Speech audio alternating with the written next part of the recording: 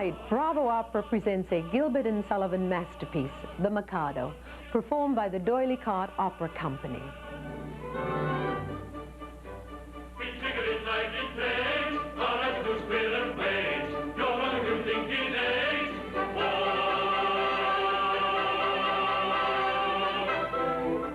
Good evening, I'm Roberta Peters.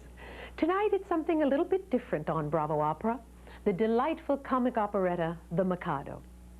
This is the most popular creation of an unlikely partnership. William Schwenk Gilbert was a disagreeable curmudgeon who excelled at holding a grudge and would start a lawsuit at the slightest provocation. Arthur Sullivan, on the other hand, was a charming, easygoing man given to writing hymns and sentimental songs. The fruits of their individual careers are all but forgotten now, but the 14 operettas written during their 25-year association continue to charm audiences even today. The Mikado opened March 14, 1885 at the Savoy Theatre, the house built for Gilbert and Sullivan by their producer and the person who often held the two together, Richard D'Oyly Carte. A tremendous reception, Sullivan wrote about the opening, a triple encore for Three Little Maids and for The Flowers That Bloom in the Spring. 7 encores taken, might have taken 12. Wow, that's extraordinary. If imitation really is the most sincere form of flattery, then the Mikado has been greatly admired in the nearly 100 years since its premiere. Thousands of amateur companies have performed the operetta with varying degrees of success. In the early 30s, there were jazz versions called the Swing Mikado and the Hot Mikado. The Monte Carlo Ballet translated the Gilbert and Sullivan favorite to dance, and there has even been one production of Mikado produced in the style of the Folies Bergères. But in the face of all this flattery, it's been the D'Oyly Carte Opera Company that's maintained the true Gilbert and Sullivan flavor, as we'll see in tonight's Bravo presentation. Gilbert said the idea to write a story set in the Orient occurred to him when a Japanese sword fell from the wall of his study. That may be. But he was certainly also influenced by the mania for anything Japanese that was sweeping Victorian England. The Japanese exhibition at Knightsbridge was attracting thousands, and every English drawing room worth notice possessed more than its share of Japanese bric-a-brac. The first production of the Mikado was lavish, and careful attention was paid to authenticity. Gilbert even employed a real geisha from the Japanese exhibition to teach the cast members proper Oriental deportment. The costumes worn by the principals were made of pure Japanese fabric. The Mikado's robe was embroidered in gold, and following tradition, his natural eyebrows were shaved off and huge false ones were painted on his forehead. Antique suits of armor were actually brought over from Japan. Unfortunately, they were never used because they wouldn't fit any man who was over 5 feet 4 inches tall. If what the audience saw was genuinely Japanese, what they heard was genuinely English. In the Mikado, Gilbert and Sullivan used their keen sense of the ridiculous to poke fun at some cherished Victorian ideas and institutions. They took jabs at the sentimental English who, one minute, would weep over a maudlin ballad and then eagerly read about the most sordid crimes. But it's the pompous, condescending bureaucrat in the character of Pooh Bah who receives the full force of Gilbert and Sullivan's satiric talents. As one journalist noted, in England, Pooh Bah is something more than satiric, he's the truth. In British politics, we meet the same man 20 times in 20 different officials. How appropriate that the name Pooh Bah has entered our own vocabulary as a word for a person in high position. I think Gilbert and Sullivan would certainly approve. Act 1 of the Mikado takes place in the courtyard of Koko's official residence. Koko has just been released from jail where he'd been put for flirting, a capital offense in Mikado's Japan.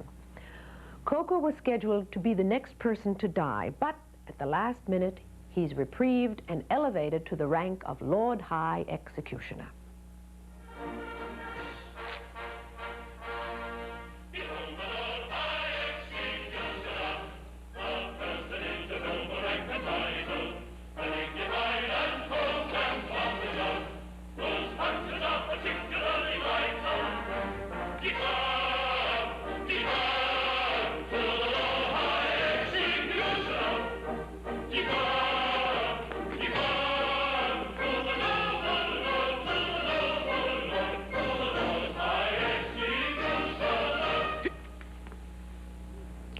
The learned men of Titipu think that they can now flirt as much as they please, because if Koko is both the Lord High Executioner and the next criminal to die, he can't cut off anyone else's head until his head is cut off.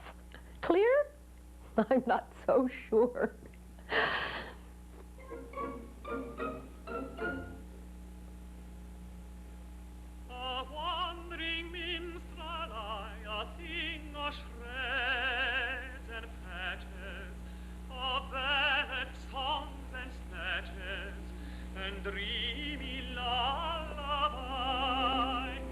Enter Nanki-Poo, the fugitive son of the Mikado.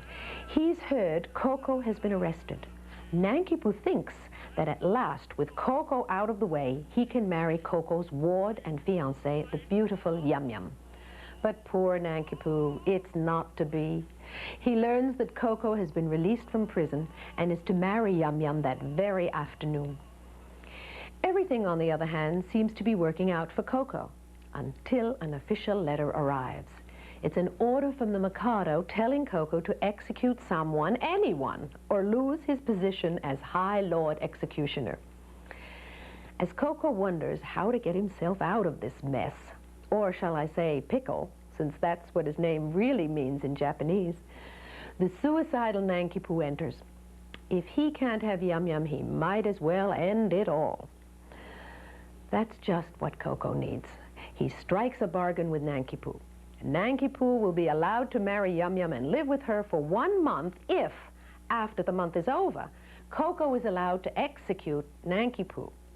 Nanki-Poo agrees to this rather unusual short-term arrangement, and there's general celebration that the problem has been solved.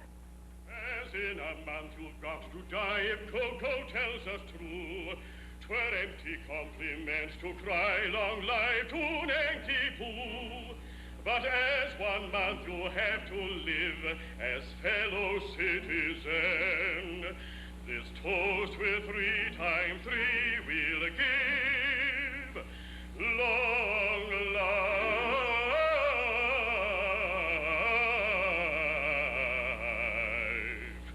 long life to you, long life to you, long life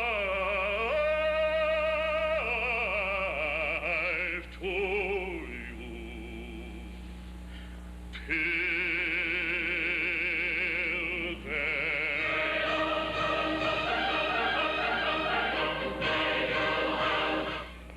The happy scene is interrupted by the angry Katisha.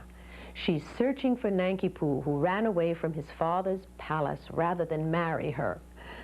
The townspeople refuse to listen to her, and as the act ends, Katisha leaves to enlist the aid of the Mikado.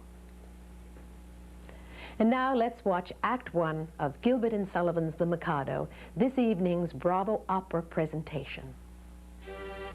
That's Act 1 of Gilbert and Sullivan's The Mikado. We'll be back with Act 2 in just a few minutes on Bravo Opera.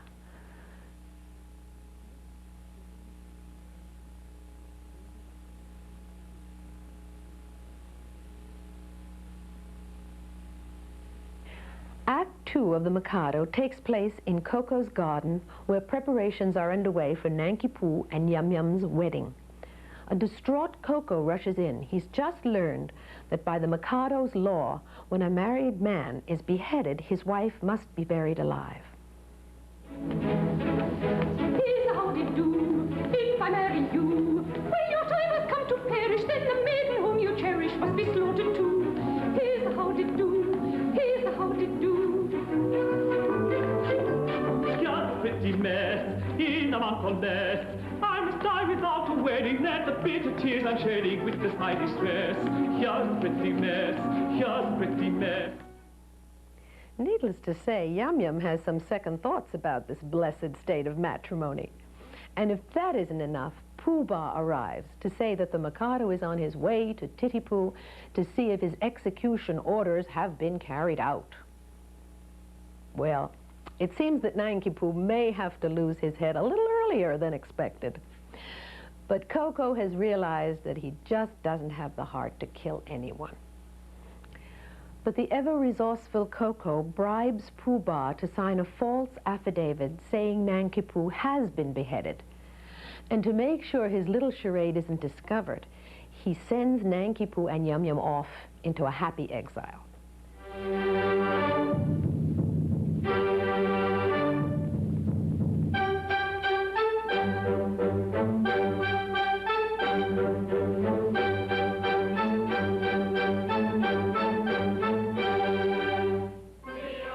The Mikado arrives, accompanied by his troops and the vengeful Katisha.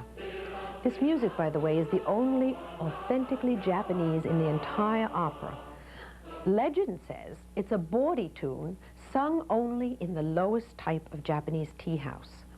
That explanation might appeal to Gilbert's sense of fun, but actually it's a war song of the 19th century Imperial Army of Japan.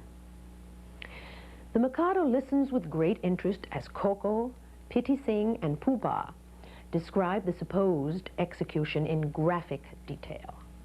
The criminal cried as he dropped him down in a state of wild alarm. With a frightful, frantic, fearful frown, I bared my big right arm. I seized him by his little pigtail, and on his knees fell he.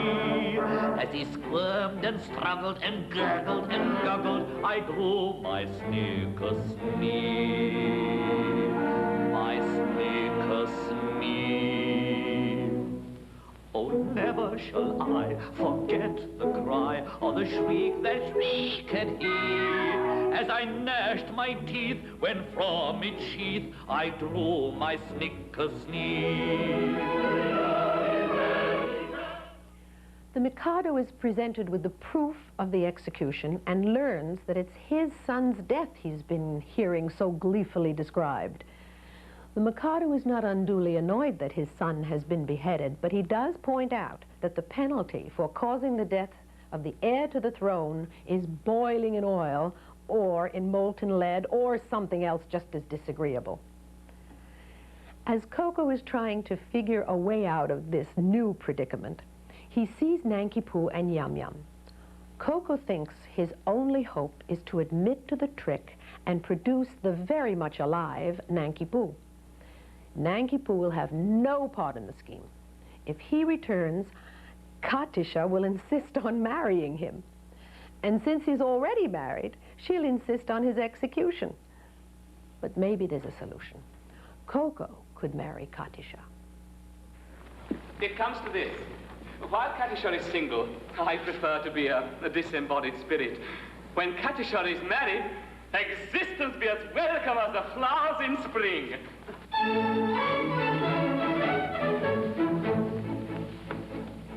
The flowers that bloom in the spring, tra-la, we promise of merry sunshine. As we merrily dance and we sing, tra-la, we welcome the hope that they bring, tra-la, of a summer of roses and wine, of a summer of roses and wine. And that's what we mean when we say that a thing is welcome as flowers that bloom in the spring. Tra-la-la-la-la, tra-la-la-la-la, the flowers that bloom in the spring. So Coco undertakes the formidable task of wooing the formidable Katisha. How can she resist? He states his case with one of the most familiar and beloved melodies of the Mikado. Now I feel just as sure as I'm sure that my name isn't Willow, Titwillow, Titwillow, that was blighted of fiction that made him exclaim, oh, Willow, Titwillow, Titwillow. And if you remain callous and obdurate, I shall perish as he did, and you will know why, though I probably shall not exclaim as I die. Oh, Willow, Titwillow, Titwillow.